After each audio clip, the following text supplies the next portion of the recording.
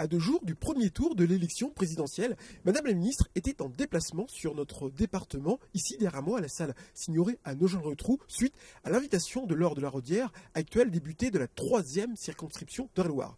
Madame la ministre a démarré son allocution dans un exercice qui ressemblait au stand-up où elle a littéralement fustigé l'ensemble des candidats à l'élection présidentielle qui en ont vraiment pris pour leur grade. Image. Mais en revanche, à gauche, ils le connaissent très bien. Donc je propose qu'on leur demande un peu ce qu'ils en pensent.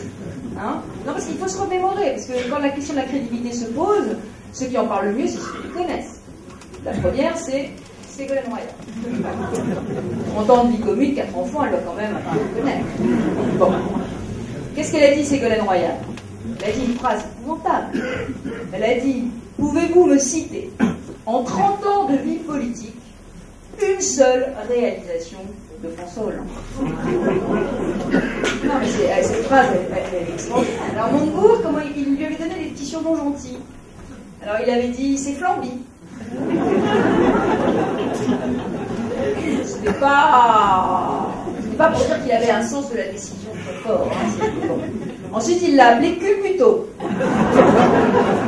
Alors pourquoi Culbuto? Et pour sa capacité, d'ailleurs, on le voit dans cette campagne, hein, on ne sait pas si vous observez, mais à dire oui et non en même temps. Je taxe l'assurance vie le lundi, je la taxe plus le mardi, puis je me suis rendu compte qu'il y a quand même 17 millions de Français qui avaient l'assurance vie, mais peut-être mieux ma taxe. Je laisserai le mot de la fin à Jean-Luc Mélenchon, vous savez, celui qui va rédiger le programme du deuxième tour, parce qu'il faut quand même voir que Flamby, pour avoir les 2% de Madame Joly, il a quand même cédé 50 circonscriptions et la filière nucléaire française. Bon, donc l'indépendance énergétique de la France. Donc pour 2%. Donc moi je ne sais pas ce qu'il va donner pour 15% de Mélenchon. J'attends de voir, enfin je suis quand même un peu inquiète. Donc la vérité c'est qu'en fait Mélenchon tiendra la plume du programme de Hollande au second tour parce qu'il va lui faire du chantage. C'est ça ce qui est fascinant. Alors Mélenchon il a dit quoi?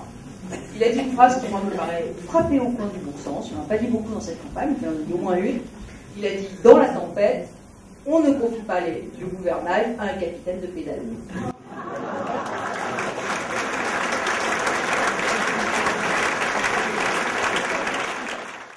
S'il va être difficile de renverser la tendance à 48 heures de l'élection avec un candidat donné perdant au second tour, Valérie Pécresse nous présente les raisons pour lesquelles voter Sarkozy.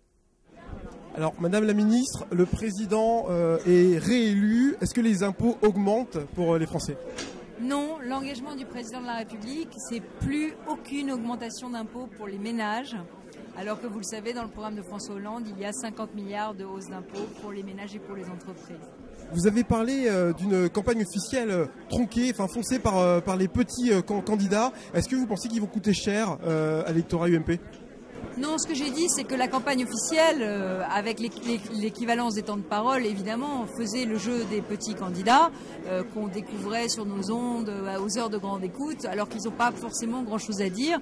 Je pense qu'effectivement, la campagne officielle amène à voter davantage pour les petits candidats, c'est son rôle, et que ça peut faire baisser un peu les grands candidats, mais de toutes les façons, l'important, c'est le duel qui va se jouer au deuxième tour, un duel qui va se jouer projet contre projet, vision de la France contre vision de la France, et moi je le dis, un projet où il n'y a pas les mots réforme, pas les mots économie, pas les mots désendettement, est un projet qui pour moi ne me paraît pas réaliste. Alors justement, les Français, particulièrement les Euréliens, s'ils devaient retenir une mesure, un projet du candidat, lequel serait-il?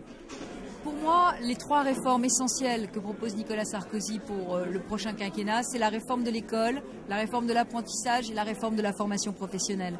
Parce que c'est faire le pari de nos enfants, de nos jeunes, des salariés de France et de leur qualification. C'est comme ça qu'on sortira plus fort de la crise. C'est des réformes extrêmement difficiles parce qu'il y a des conservatismes, des corporatismes, des intérêts croisés. Il faudra les faire et il faudra les faire pour nos enfants, pour les générations futures.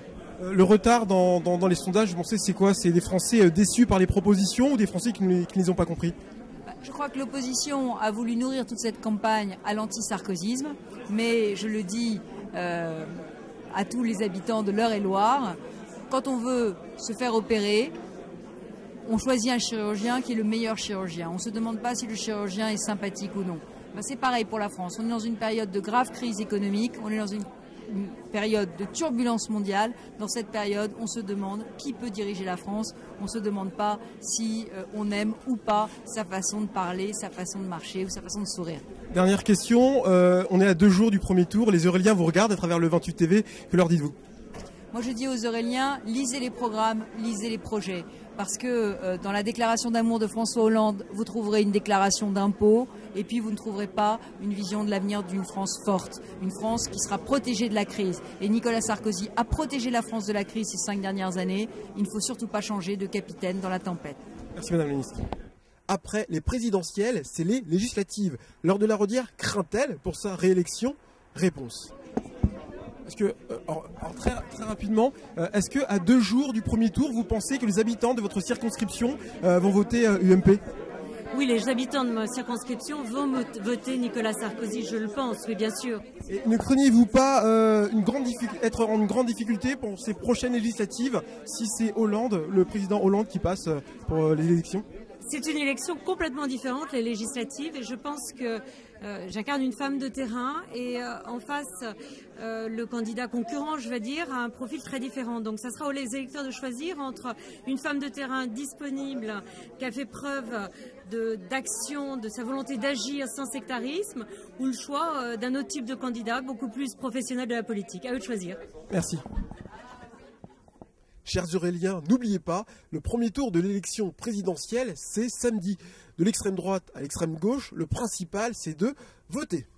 Merci de nous avoir suivis. Je vous donne rendez-vous sur notre site internet pour plus d'infos au www.le28.tv. Bonne journée à tous.